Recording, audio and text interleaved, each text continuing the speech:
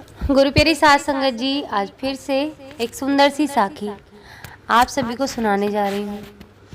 गुरु प्यारी साध संगत जी, बहुत से ऐसे लोग हैं दुनिया में जो अपने साथ पाप की गठरी लेकर चल रहे हैं। जानबूझकर की गई गलतियों के लिए कोई पछतावा नहीं होता और ना उस पछतावे को भगवान स्वीकार करते हैं।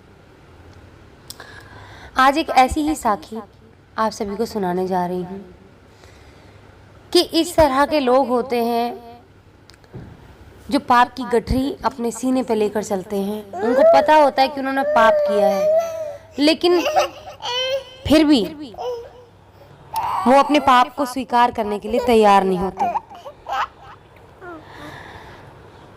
और दूसरों के हक को दबाकर बैठ जाते हैं। आइए गुरु प्यारी साध संगत जी, सुनते हैं आज की ये सुंदर सी साखी। नारायण जी को गुजरे 1 बरस बीत चुका था। उनकी पत्नी पल्लवी जी उनके बगैर अभी तक उदास रहती थी और उनकी दोनों बहुएं समझती थी कि पापा जी तो चले गए, आप अपने बेटा बेटी के बच्चों को देखिए और खुश रहिए। सब आपके बगिया के पुष्प हैं जिन्हें आपने और पापा जी ने खुद पाला है, बड़ा किया है। लेकिन पल्लवी जी उदास रहती थी। दोनों जो बहुएं थी वो ये सोचती थी कि मेरी सास का जो जीवन है अच्छा खासा तो विवाह का जीवन, यानी कि जो गृहस्थ आश्रम है वो भी जी चुकी हैं और 70 साल की हो चुकी हैं। अब जब सब कुछ अच्छा हो गया, पोतों का मुंह देख लिया, फिर क्यों दुख मनाती हैं। घर में भी मनुष्यत किए रहती हैं, अपना काम कर देती हैं, लेकिन फिर भी उदास रहती हैं। बड़ी का नाम सुधा और छोटी बहू का नाम लीना था। समय पर सास का सारा काम करती थी, लेकिन एक रहस्य से बहुत वो शक में रहती थी, अपनी सास पर शक करती थी, क्योंकि एक सास ने अपने कमरे में एक गोदरेज की अलमारी रख रखी थी। 4 अलमारी थी, लेकिन जिनमें से 3 अलमारी तो दोनों बेटों को और एक बेटी को बांट चुकी थी, लेकिन एक अभी तक अलमारी ऐसी थी जो उन्होंने अपने अंदर अपनी अंटी में कर रखी थी। अपनी औलादों से कहा था, मेरे मरने के बाद इसमें जो भी जेवर हैं या अनमोल चीज़ें हैं वो सब आपस में बांट लेना तुम लोग। गुरु प्यारी साध संगत जी, उस अलमारी में जंग लग चुकी थी, उसकी परतें उतर रही थी उसके पेंट की।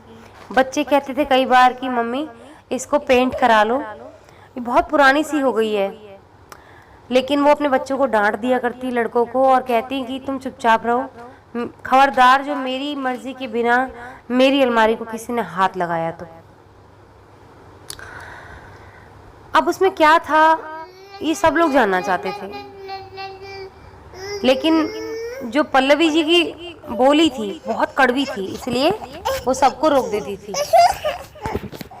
पल्लवी जी रोज दोपहर को अपने कमरे का दरवाजा आधे घंटे के लिए बंद कर लेती और अलमारी में रखी चीज़ों को उलट पलट करती, फिर अलमारी बंद कर देती और चाबी को अपने कमर में खोस लेती।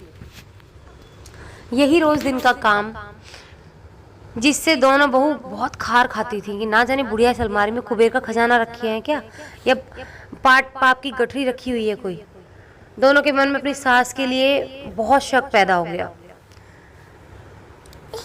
अब गुरु प्यारी साध संगत जी रोज सोचती कि कैसे ना कैसे करके मेरे को मौका मिल जाए, चाबियां मिल जाए, जो हम दोनों इसको खोल के देखें कि ऐसा क्या खजाना रख रखा है इसमें। लेकिन क्या करती, पल्लवी जी हमेशा चाबियां अपनी कमर में खोस के रखती, तो वो देख ही नहीं सकती थी अलमारी के अंदर। तो दोनों जो बहुएं थी वो अपने पतियों को उकसाती कि जाओ ना अपनी माँ से कहो कि अलमारी का पेंट करा ले। देखने में बहुत भद्दा लगता है, अगर हमारे घर में बाहर का आदमी आता तो क्या सोचेगा, कितना बड़ा घर है, पैसे वाले हैं हम और इतना खराब हमारी अलमारी है। दोनों अपनी अपनी पत्नी को डांट देते कि वो मेरी माँ है, तुम लोग अपने हद में रहो, चाहे उसमें ईंट पत्थर ही क्यों ना रखे हों। माँ की मर्जी के बिना अलमारी का रिनोवेशन नहीं होगा, उस पर कोई पेंट नहीं कराएंगे। तुम दोनों क्यों बेचैन हो? माँ का सामान है इसलिए माँ जाने। अच्छा खासा गहना है तुम्हारे पास में, तो फिर तुम दोनों क्यों मेरी माँ की अलमारी के पीछे पड़ी हो? रहने दो उसके पास उसका जो भी है सामान। लेकिन उन दोनों के मन में तो शक का बीज डल चुका था। दोनों इसी फिराक में रहती, कब चाबी आए हाथ में और कब अलमारी को देखें। लेकिन पल्लवी जी तो कभी भी अपनी चाबी को अपनी कमर से अलग न करती। एक दिन दोनों बहुएं सास के रूम में खाना खाने को पूछने के लिए जाती हैं। सुबह से उनकी कोई सुगबुगाहट नहीं थी। पता नहीं क्या बात है, अभी तक माँ अपने कमरे से बाहर नहीं निकली और सुबह के 10 बज चुके थे। दोनों बेटे ऑफिस जा चुके थे और बच्चे स्कूल। इसलिए सास के पास जाकर देखने के लिए कमरे का किवाड़ खटखटाया, लेकिन कोई जवाब ना आया। काफी देर तक दरवाजा पीटा गया पर पल्लवी जी ने दरवाजा नहीं खोला। किसी अनहोनी की आशंका से दोनों अपने अपने पति को फोन करती। दोनों जल्दी से आते हैं, दरवाजा तोड़ा गया। अंदर का जो नज़ारा था उसको देख के सबके होश उड़ गए। पलंग पर पल्लवी जी का आधा शरीर था और आधा जमीन पर नीचे लटका हुआ था। डर के मारे बेटों ने माँ के शरीर को छुआ और इस दुनिया से वो जा चुकी थी। जैसे ही उन्होंने छुआ वैसे ही उन्हें पता लग गया था कि वो इस दुनिया से जा चुकी थी। लगता है आधी रात को ही मौत हो गई थी। यही तो डर रहे थे वो छूने से पहले, कहीं माँ को कुछ हो ना गया हो, और वो डर सच निकला। अलमारी के दोनों पार्ट खुले थे, शायद उसे माँ ने रात में खोला होगा। घर में ऐसा कोहराम मच गया था कि किसी का ध्यान गया ही नहीं अलमारी पे, सिवाय उन दोनों बहुए के। माँ के शरीर को बाहर रखा गया बैठक में। अपनी बहन को भाइयों ने खबर की। तुरंत ऋचा दौड़ी चली आई। पल्लवी जी इस दुनिया से रुखसत हो चुकी थी। इस अलमारी का किसी को ध्यान ही नहीं था। अब गुरुप्यारी सास संगत जी काम क्रिया हुई, जो अंतिम क्रिया होती है वो काम करने के बाद में और श्राद्ध के बाद में 3 भाई बहन और लीना और सुधा, यानी कि दोनों बहुएं, 3 भाई और बहन बड़े भाई के सामने खड़े हुए थे और उन्होंने बोला कि आपके सामने हम आज इस अलमारी को खोलेंगे और ये देखेंगे कि इस अलमारी के अंदर क्या था। जैसी अलमारी खोली तो वो फटी की फटी रह गई उनकी आंखें। पूरी अलमारी खाली थी और उसमें कुछ भी नहीं था। तो सबके सब लोग बोले कि अरे भैया आप इसका लॉकर खोलिए। हाँ हाँ खोलता हूँ। जो उसके बहन भाई थे, बड़े भाई के, पल्लवी जी की जो एक बेटी और 2 बेटे थे, उन सब ने मिलकर बोला कि हाँ हाँ इसको खोलो तो सही। तो बड़े भाई ने बोला हाँ हाँ खोलता हूँ। लॉकर खोलने पर सबने देखा उसमें 4 लाल रंग की पोटली थी। एक पोटली बाकी से दुगनी बड़ी थी। 3 पोटली में दोनों बहू और बहन के नाम लिखे लिए रख गए थे। सबसे बड़ी पोटली में चाची पल्लवी जी देवरानी का नाम लिखा था, यानी कि 4 उसमें पोटली थी,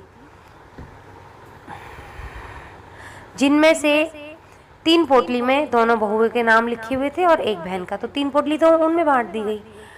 और जो बड़ी सी पोटली थी उस पर उनकी देवरानी का नाम था, पल्लवी जी की। साथ में एक चिट्ठी थी जिससे बड़े बेटे के नाम लिखा था।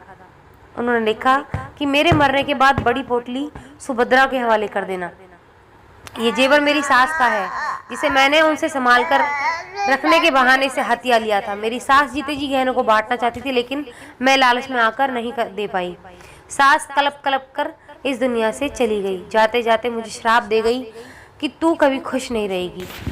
सास तो चली गई, जाते जाते मेरे जीवन को ग्रहण लगा गई। तुम्हारे पापा देवता थे, उन्हें मेरा पाप का आभास नहीं था और वो उन्हें कोई अंदाजा ही नहीं था कि मैंने ऐसा कोई पाप किया है। आज तक मैं इस पाप की गठरी के साथ जी रही थी, इसलिए अलमारी को तुम सबको देखने नहीं देती थी। तुम सब मेरे इस काम को माफ़ कर देना और अपनी चाची को उनका हक लौटा देना। शायद भगवान मुझे माफ़ कर दे। गुरुप्यारी सास संगत जी, उसने दूसरों के हक का रख लिया और देखिए उसकी क्या दुर्गति हुई। उसके जीवन में उसको कभी खुशी नहीं मिली। तो यही हश्र होता है, जो दूसरे का हक मार के रहते हैं उनको जीवन में कभी भी खुशी नहीं मिलती। चिट्ठी पढ़कर सबकी आंखें नम हो गई। काश माँ जिंदा होती तो और उसको सबको बताती इस बात को, तो उसका बोझ हल्का हो जाता। चाची जी को बुला के सबने गहने लौटा दिए।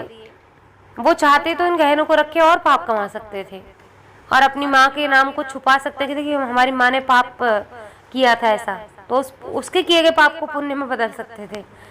लेकिन फिर भी उन्होंने ऐसा नहीं किया, क्योंकि उनकी माँ ऐसा चाहती थी कि इन गहनों को लौटा दिया जाए, नहीं तो उनकी आत्मा को शांति नहीं मिलती। उनकी आत्मा की शांति के लिए वो जो गहने थे सुभद्रा जी को लौटा दिए गए।